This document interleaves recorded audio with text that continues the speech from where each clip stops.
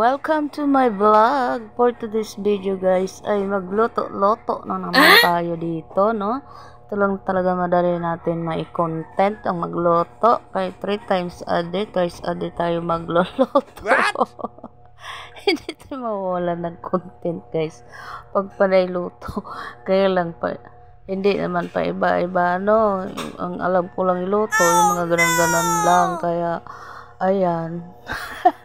Ayan, ngayon naman guys ay magigisa tayo ng sayote na sahugan natin ng manok, no? Ayan, kay sus, ang tas na rin ng manok ngayon, ano. At medyo mura naman yan kaysa baboy, grabe. Ayan, dyan lang tayo sa manok.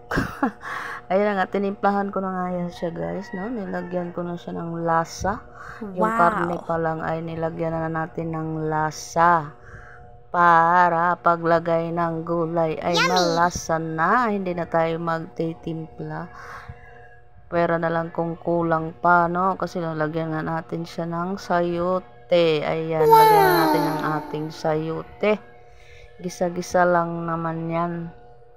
Igisa-gisa lang natin ang ating julang. Yan lang naman ang madaling iulam.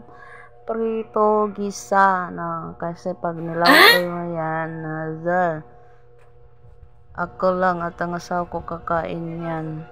Pag hindi mo ganyan na walang ano mo lang, lawoy lang na walang sahog-sahog.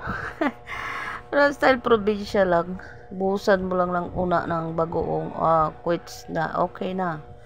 Ulam na, no? Kahit sabaw nga lang bagong ulam na, kaya lang yung ko nga mahilig sa malunggay na may sabaw ng bagoong ay sarap sabaw.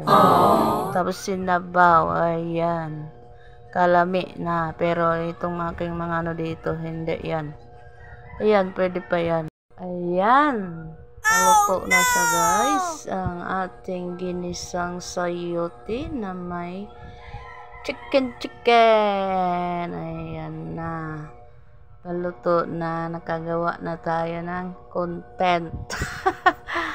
Ayan guys, kung nagustuhan nyo ang aking video, pa-share naman and comment and pa-like na rin sa ating video ng ating recipe ngayon.